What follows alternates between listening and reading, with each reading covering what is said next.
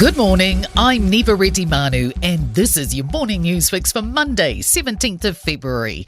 In this update, divided messaging from the government over teacher-only days.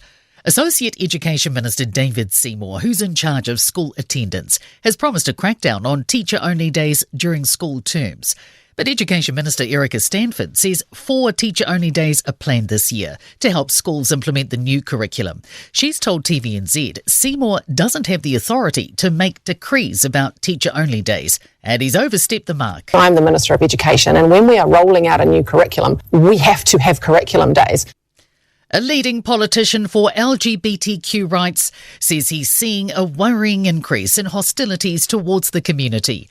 Groups linked to Destiny Church disrupted Auckland Pride Parade with a haka after storming a library drag event in Te Atatu Peninsula over the weekend. Former Te Atatu MP Chris Carter says church leader Brian Tamaki has been treated far too leniently. He says the situation is getting worse and the queer community must stay vigilant. The election of Donald Trump and his targeting of the trans community in the United States during the election campaign has no doubt given a great deal of encouragement to Brian Tamaki and his mob. A prediction that a new tourism campaign will give tourism from Australia a shot in the arm. The Everyone Must Go campaign will encourage Aussies to take an off-season holiday in New Zealand. The $500,000 campaign will be funded through the International Visitor Conservation and Tourism Levy.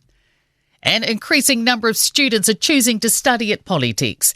The National Polytech Te Pukenga has more than 40,000 full-time students enrolled across its 20 providers this year. Jamie Cunningham has more. Domestic enrolments are up 5% on last year to almost 37,000. The number of international students has increased by 17%, from just over 3,200 last year to 3,800. Health studies, management and commerce and engineering are the most popular courses this year. A large scrub fire in North Canterbury has been left in the hands of the landowner overnight, with fire crews due back on scene this morning. The blaze has burned through 40 hectares and sparking on Saturday afternoon between Hamner Springs and Springs Junction. New Zealanders are being encouraged to vote for their favourite creepy crawly. 21 insects are vying to be this year's Bug of the Year in the Entomological Society's annual competition. They include the gravel maggot, giant ground snail and Nio weevil.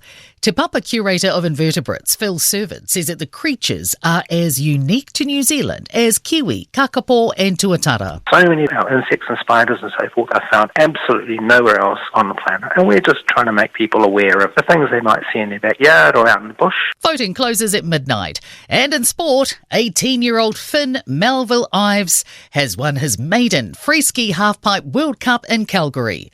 Leaders Liverpool have beaten Wolverhampton 2-1 in their Premier League football match at Anfield to move to 60 points, an advantage of 7.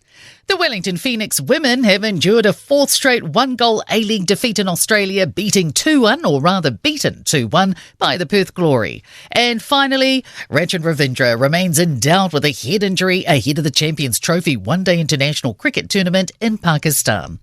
I'm Neva Manu. That's your latest news fix. We'll be back with the next update at midday from the Newstalk ZB newsroom.